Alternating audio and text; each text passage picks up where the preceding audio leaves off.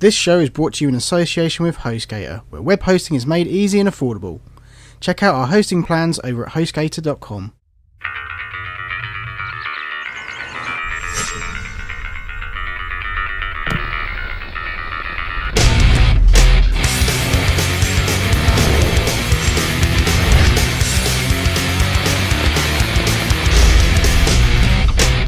Hello and welcome to Gamers, Geeks and Media Freaks, episode 6, our E3 special. You may or may not notice that we are minus a presenter.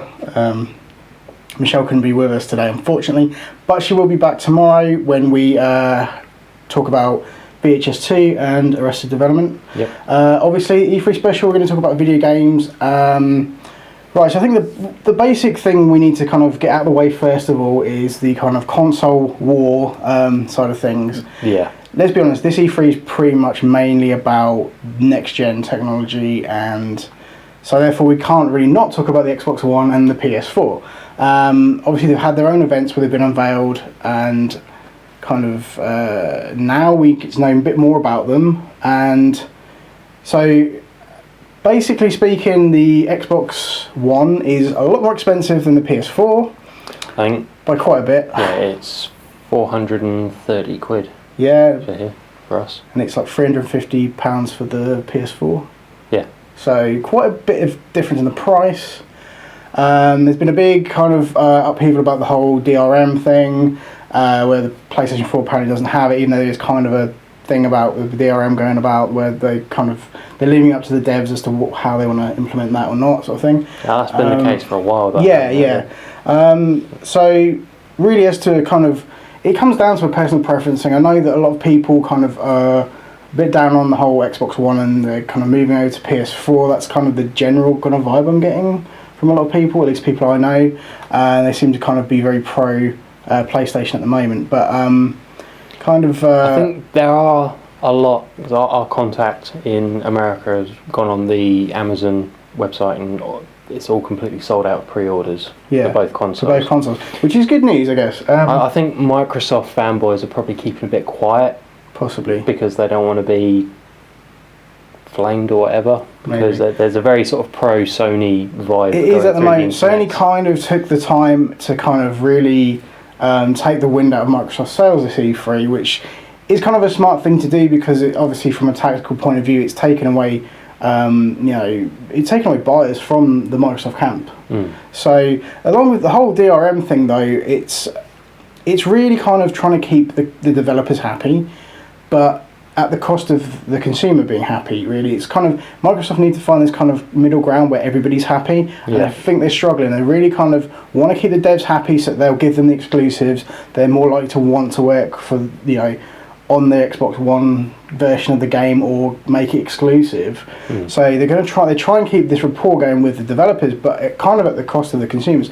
And if the consoles don't sell that well, they're going to lose the devs anyway. So it's kind of a bit of a grey area for them. They're not really, I don't think they really know what the hell to do now. But the PS4 came out, I prefer the design of that over the Xbox One. They look fairly similar. Yeah, it just looks like the PS4's in italics. Yeah, it does, yeah. I mean, I prefer it. I am kind of swinging a little bit more towards PlayStation, as far as, yes, it doesn't have a hell of a lot of restrictions. You don't have to have it connected online every 24 hours to authenticate. Those little things that for are you, kind of annoying. I think is actually quite a big. That is a big deal. Because your personal preference for gaming throughout history, you've never not hated the PlayStation, but you've never been a huge. I've never been a huge sort of kind of yay Sony kind of person. No. But I think, as far as the conferences go, I actually felt like Microsoft had the better games. Yeah. Personally, for me, that's my own thing. But I think we should talk about that at some point. Conference-wise, last word on it. I think conference-wise, Microsoft were in a better position because they got all their TV, all their services, everything out of the way, and it was just they delivered wall-to-wall games, which is what was promised. Which is good. And whereas Sony still had to deal, because they had the unveil and they showed a few games, they did a few bits. It's been a while, so they had to kind of recap everything and go over what all the services were and what they're offering their other consoles that they're still supporting. Indeed. And so it was kind of a very slow burn with the Sony one. It didn't really kick into a game. I think the only thing we got from the Microsoft thing was like the new version of the 360, which was kind of weird. Yeah. I have no idea how that makes any business sense whatsoever, but okay, fair enough. Anyway, let's talk about the games, because that's really what E3 is all about. It's all about the games, and we got to see a lot of games. We sat and we watched the Microsoft, the Sony, the EA, the Ubisoft conference. I tried to watch the Nintendo one, but it was so kind of laggy, it was hardly worth it. Yeah. And I didn't even see the Square one, so but we will talk about as much as we can. I think I did post a lag-free version of the Nintendo one there, and I didn't see the Square one either. So basically, we're going to try and mention as many games as possible, but talk a little bit in depth about the ones that really stood out to us. Obviously, we haven't got that much time because there's so much to talk about. There were several that really stood out. I mean, the Microsoft conference, there was some stuff for 360, World of Tanks, Dark Souls 2, that kind of stuff. They started showing Xbox One content with Metal Gear Solid 5, which looks really beautiful. And I mean, I'm not. We've discussed this already a few episodes back, but I don't think it wasn't enough to sell a game to me. Say, I'm going to jump on board and play that. But it looked cool. See, I've played Metal Gear games before, and I've never been very good at them. And you know, they try and do something. I never really kind of got into the whole Metal Gear Solid 4 where it felt kind of a bit contrived and a bit like, okay, I have no idea what happened before. You're probably going to get the same with this, I would have probably thought. The same but it looks nicer. It has a feeling, I don't know, from what they show, it just has a feeling like this could be a good jumping on point. Maybe. Like, there's not too much harking back to the thing. Like, if you know the past, then it makes sense. But well, moving on, because we obviously can't talk too much about these games. There's so much to get through. But we got to see Rise, finally. We actually mentioned this a few times on the show. We've mentioned this on previous podcasts that we've done. It was a Kinect title made by Crytek for Microsoft, and now it's not a Kinect game. It's still made by Crytek. It's still made by Crytek, still and Microsoft. It fucking looks awesome. I've got to be honest, I was so excited when they showed this off. It looks so good, and it looks quite fun, and it's these games that make me want to get the Xbox One, but then it's like there's all that whole downside and the cost and everything. So I mean, a lot of people have been saying it's a lot of QTEs. It's not really, because the combat is real time. It's action oriented, and then you just press the buttons to perform the execution. It looks cool. It looks cool. I think that's kind of. I think it'd be fun. Killer Instinct was announced. Fuck yeah! For once, Microsoft actually listened to what people want, and I think that showed on this conference. This is the best conference they've had in about 3-4 years. Yeah, definitely. So, but have you heard the news about Killer Instinct? It's download only, isn't it? And only one character will be available. With the rest of the characters you have to buy. Not so excited for Killer Instinct anymore. Sunset Overdrive looks pretty cool, though, from Insomniac. So once again, it's just kind of one of the kind of almost Sony exclusive devs coming over to try something different. It looks crazy but fun. It's kind of open world action zombie hunting. Well, not really zombie though. Kind of weird. Yeah, creature. Very cartoony. Kind of like use what you find in your environment as weapons, kind of thing. Yeah, it's that kind of vibe. That looks really fun, and like if that is the actual content, we only saw a trailer. There was lots of trailers. Another Forza 5 trailer which we went too fussed about. It looked good, but you know, what else do we get? Quantum Break. Got to find out a little bit more about Quantum Break. Not say find out more about it. We got a little bit more kind of footage of it. It's not actual in-engine. It looked cool. It does. It was like the whole explosion and being able to walk around at stuff and like kind of knock the shrapnel aside. Yeah, it kind of had like this kind of almost TV show episodic kind of feel to it as well. Which is kind of they did sort of with Alan Wake. With Alan Wake, all that. So that's cool. I'm kind of a little more excited for that. I got to be honest, you know. So what else do we get? D4, which kind of got a trailer for it. Nobody said much about it. I can't remember who's developing it. It's kind of like the cartoony, episodic, action, weird, Japanese style type thing. You know, it's there. Project Spark looked kind of. I kind of want to say it's their version of Little Big Planet, really. Yeah. But you know, they did show. I mean, as we were watching it live, our connection sort of broke up a bit. So we kind of missed a little bit of that. I did go back and watch it, and they showed that you can create your own worlds and do all this and all that, but they showed at the end kind of the different games you can make, and pretty much they've just remade lots of Xbox live games. It's cool. There was like their own version of Limbo, there was Space Invaders. It could be fun. I mean, it's more aimed towards the kids, that one, but hey. Crimson Dragon, which for me, big win. Yeah, I am a massive fan of the Panzer Dragoon, and kind of that is just It just looks like next gen Panzer Green, and I'm so Yeah. excited. But whether or not I'll get an Xbox, we'll see. Another exclusive, which is kind of a massive surprise, Dead Rising 3. Yeah. Who'd have thought it, you know? Who'd have thunk it? Who'd have thunk it? Dead Rising 3 looks really cool, lots and lots of zombies on the screen, actual, you know. Yeah. Like, So you're saying you saw it to begin with, and you're like, this doesn't look great. and then it kind of got the sort of kind of like, more, look, more you there's- explored the kind of, 20 zombies, 50 zombies, 100 zombies, 1,000 zombies? Yeah, there's quite a lot going on screen at one time, which is kind of cool. I'm excited. I'd wait to see more about it before I decide whether or not that's something I really want to play. I liked the first two, but I didn't really get into them enough. I didn't really play through them as such. I just played bits and pieces, but they're still fun. For you, The Witcher 3, obviously. Yeah, huge, massive. Huge fan of the Witcher series. Read the books, well, the ones that have been translated into English. Played the games. Was really looking forward to seeing this. We got our first in-engine look at it, and it looks awesome. Cool. But very sort of tight-lipped. CD Projekt Red. They're very sort of fan-orientated. They're self-publishing and everything, and they're very much doing it for the fans. But at the same time, they keep stuff held back so that it doesn't spoil it too much. Yeah. But yeah. As well, I'm sure I'll mention it later on as well. There's a single-player demo of Battlefield 4. It looked very, very cool. We'll probably talk a bit more about that when we mention the EA conference. I will say I was much more impressed with the single player Battlefield 4 than the Call of Duty Ghosts sort of reveal. Yeah. Well, yeah. We'll get to that. We'll not do that. There was mention of a Halo coming to Xbox One later next year. It looked weird. Nobody knew what it was until right near the end. Yeah, and the thing is, it's sort of it kind of sucks that it's not a launch title. Yeah. Because that really would have pushed a few extra sales. Yeah. But never mind.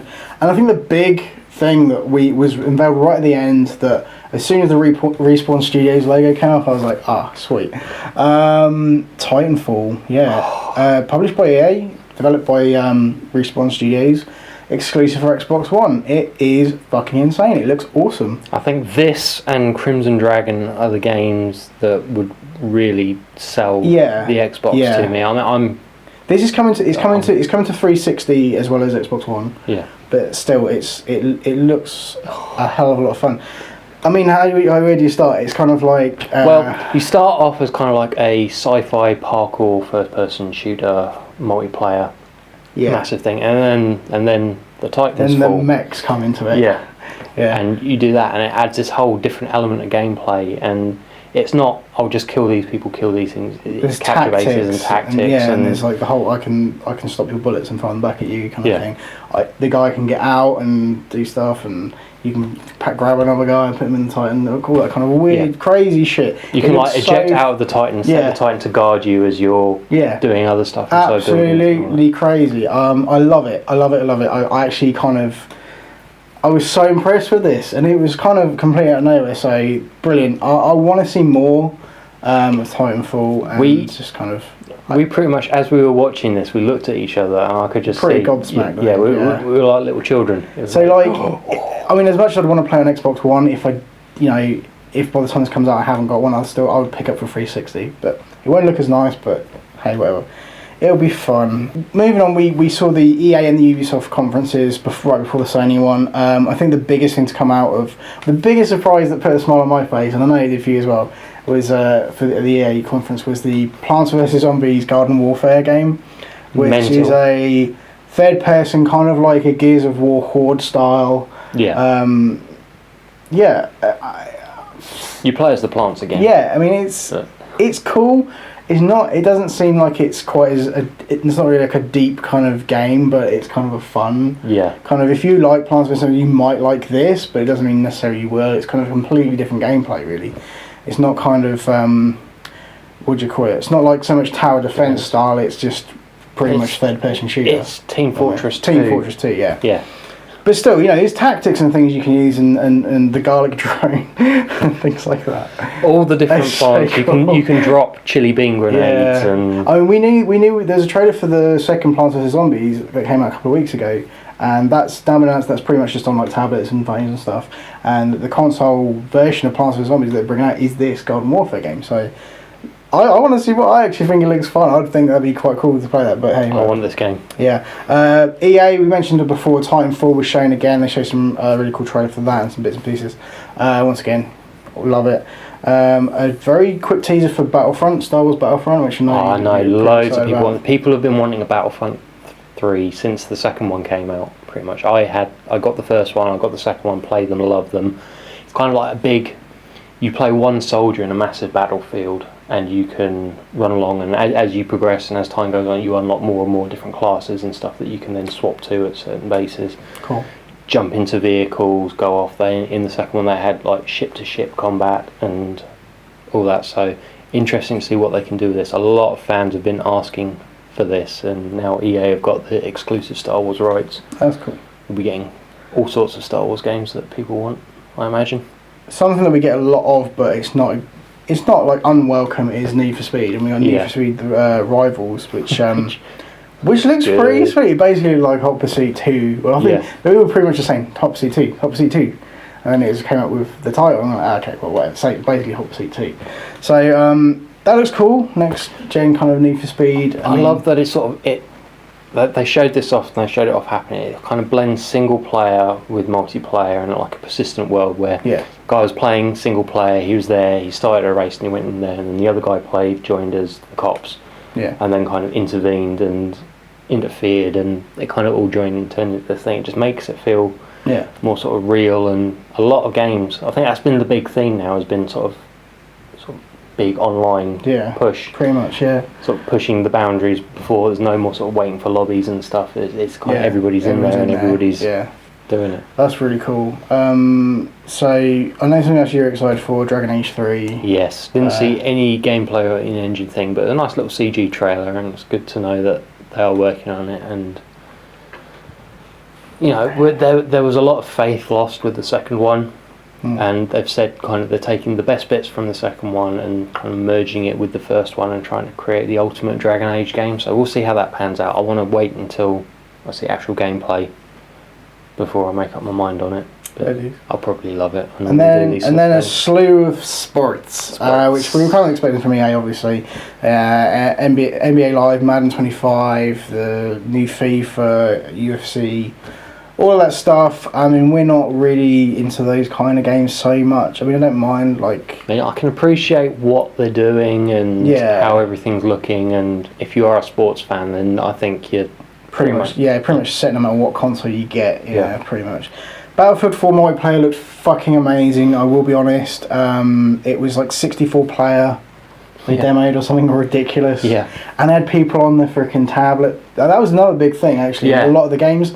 that I think it was PlayStation. Well, I'm guessing for both PlayStation 4 and Xbox One with Smart Glass, but a lot of the demos had people with their iPads or whatever tablet PC they had, kind of like, obviously not playing the game as such, but kind of controlling drones and bringing helicopters, airstrikes, those kinds of cool things. You and your mates are there as like a little team. You can contact somebody with a tablet and say we need an airstrike here or whatever, and then they can get on the tablet, see where the fight is. A map and stuff, and they plot to where it is. And say, I can see you. And I mean, basically, even the kind of the first person shooter side of it looked absolutely amazing. It looked really, really beautiful. It sounded amazing. It was pretty much Battlefield, but just that much more kind of beautiful looking. Destructible environments are back in a big way. Yeah. And the big news right at the end there was Mirror's Edge.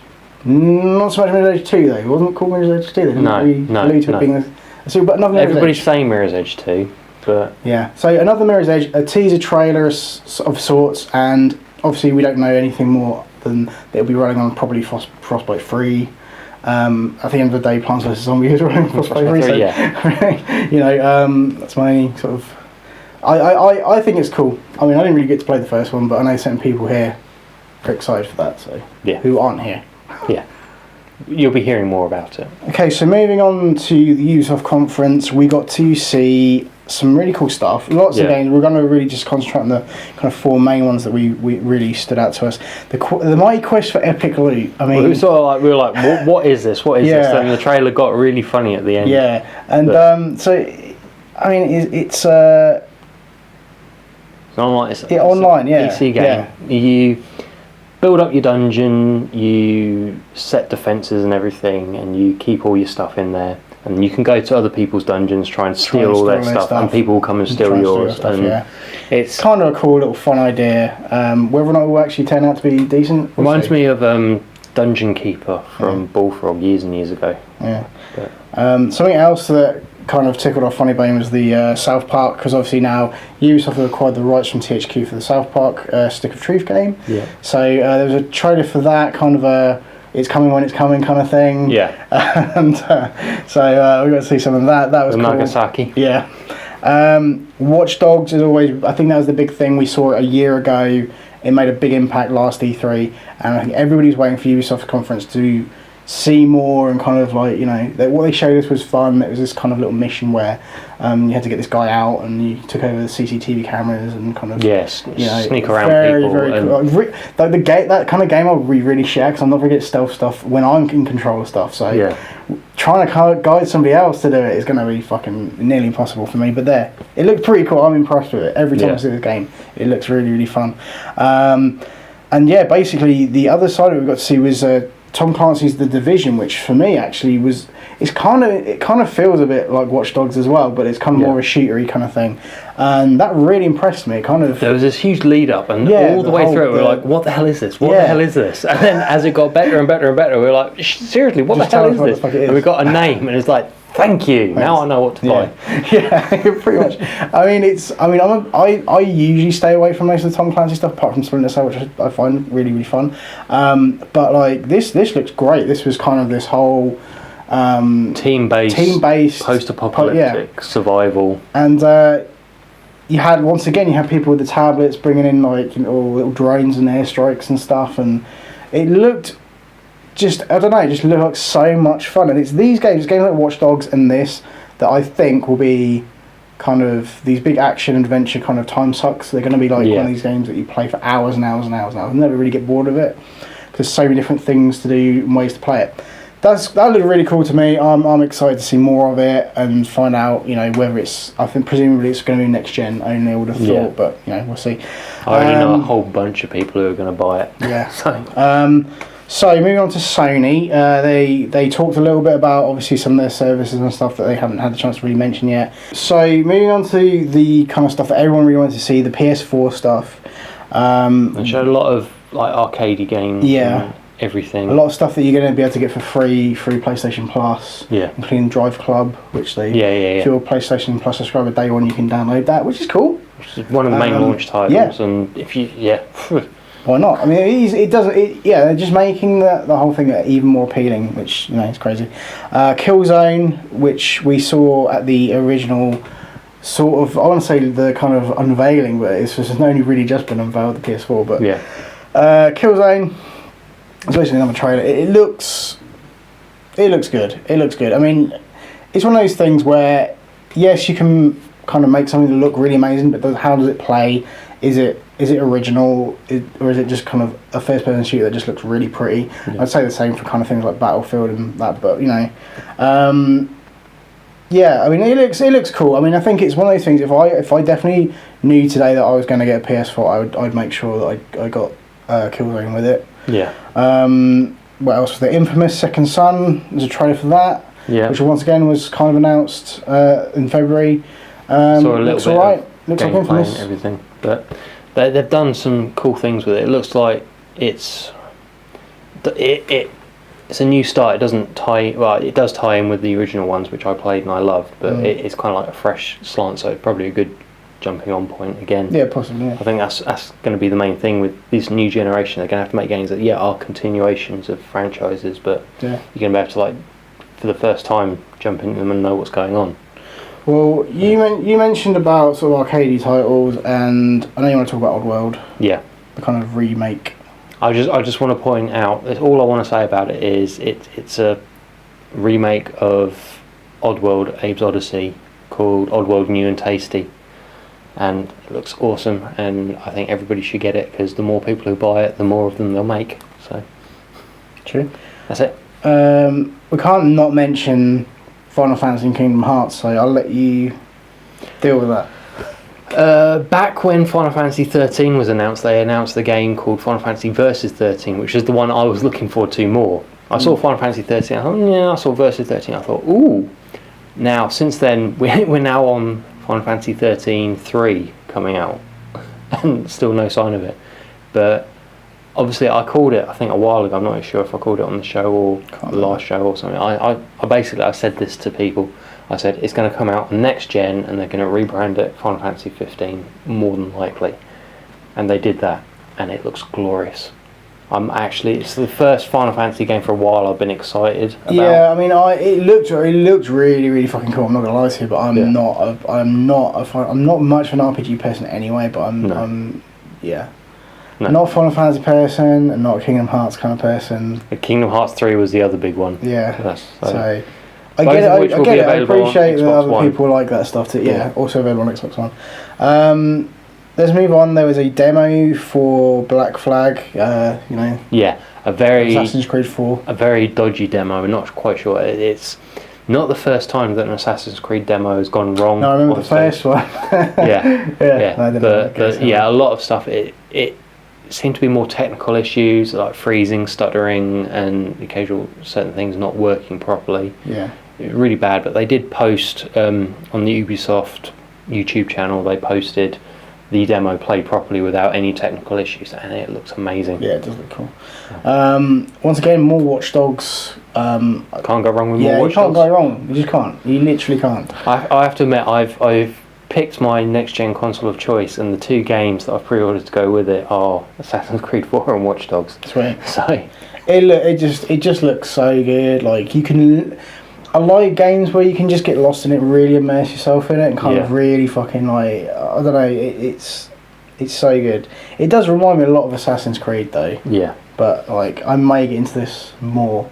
I don't know. Well, we'll see when it comes out, obviously. But Elder Scrolls Online. Yeah, we've known about this for a while, but it seems to be the thing. It's the other thing that PlayStation seems to be the home of console MMOs. A lot of things like Diablo 3 is transferring over. It's not really an MMO, but you can play it online and all that. DC Universe Online is also coming out on PlayStation 4 as well. It was on PS3, so it seems to me, I think we will get it with Xbox as well, with obviously games that we are going to talk about in a minute. You get the online element, but I think this generation we're going to be seeing a lot more MMOs coming out on consoles. Yeah. And I'm a huge Elder Scrolls fan anyway. I thought, oh yeah, I might possibly play online, but I don't really have a computer that plays it. It's coming out on console, so I can probably get it now. Right. There was also a demo for Destiny from Bungie. Ooh. Which I thought looked good, but I don't know, just not really that bothered about it again. It's just kind of, it looks nice, but that's kind of where it ends for me, really. Yeah, I think it's sort of comparable with Titanfall in that you can get together with people, team up and do stuff, and then but then I think to myself, well, Titanfall, although it graphically didn't look as nice as Destiny, that looks like the more fun game to play. Yeah, I think that's going to be more. The thing I got from Destiny is, it's a first-person shooter, and you do all that, and you've got like RPG elements and all that. But there's going to be a lot of scope and a lot of exploring. It's going to be like, I'm hoping it's going to be sort of Borderlands-esque.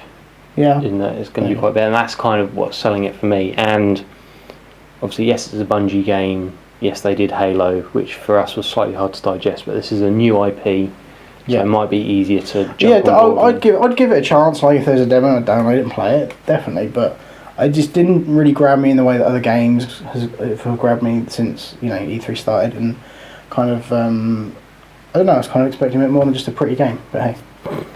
There may be more to it than that. It didn't seem that way for me. No, it all depends. They showed various elements. It all depends how interactive those are and how much more you'll be able to do with it. But. So Nintendo had it wasn't so much a conference. It was kind of just it was the Nintendo Direct kind of which I feed thing. I felt kind of disappointed with because I was disappointed because I didn't actually get to watch it properly. No, but. You can say what you like about Nintendo.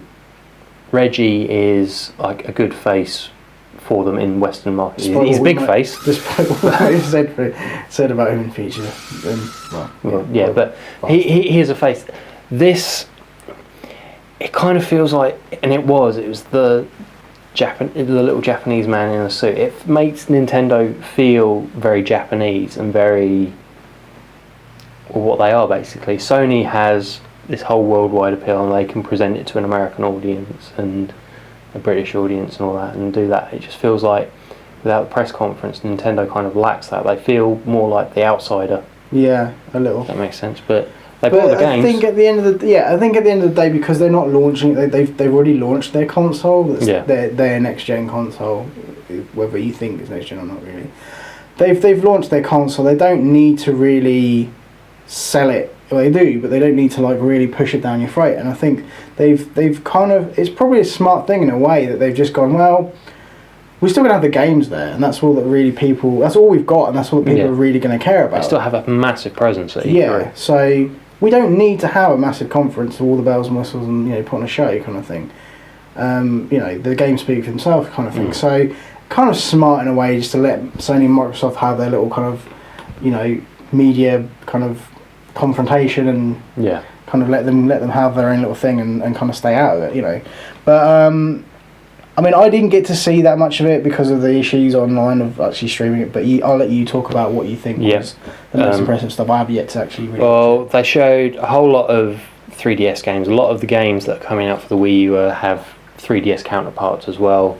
Yeah. They started off by showing more of Pokemon X and Y, showing more gameplay, new things, new monster type that, if you're into Pokemon, is pretty big news. I think there is a fairly large worldwide fan base for Pokemon who will get these games, both versions, at launch, and this is going to do really well. So they had to kind of show it, and it looks good. To be fair, I'm probably going to get at least one of them, so there's that. But the really impressive stuff, this is what in some ways it sickens me, but I love that Nintendo can do this. They get away with selling the same game again and again and again. Yeah, I did have to see a little bit of some of these actually. Super Mario 3D World. That's the thing, you get them in HD now. Yeah, in So HD. it's a big deal. It is a big deal. It's a big deal. It's pretty much like Super Mario 3D Land, which I have on the 3DS, except Mario's in a cat suit, and you can have 4 people playing at once. But it looks nice. It's the same game as every other Mario game, but it looks nice. That's the thing though. These are the games that people don't get bored of. So why not? If it's broke, don't fix it. Kind of just more of the same, but prettier looking. Why not? It's all good. Mario Kart 8 is much the same. I could get Mario Kart 7 on the 3DS, and this is cool because it's got the whole anti-grav thing. You can be driving along and then flip it and then drive on the walls and stuff. That's cool. So they're adding little things. Yeah. Whole lot of third-party games to see. We've got which we've already seen. Assassin's Creed, Watch Dogs. Watch Dogs is coming to Wii U. That's pretty cool though. Yeah. You got all sorts of versions like the Sonic Lost Worlds game, which is pretty much like a Sonic version of Super Mario 3D Land. Yeah. Coming to Wii U and 3DS. And they went on to some like really cool Wii U only titles. Yeah. Stuff like Legend of Zelda Wind Waker HD, which originally it was a GameCube game, and it was amazing. People loved it. It had this huge fan base, and they're doing a HD upgrade, and it looks gorgeous. It looks really, really nice, and it's probably one of the few games that would actually make me pick up a Wii U at some point. Sounds weird. Does sound weird saying it. I've been yeah. Come on. But they showed another Donkey Kong as well, Tropical Freeze, which looks more like is more Donkey Kong. It's all good. We love Donkey Kong.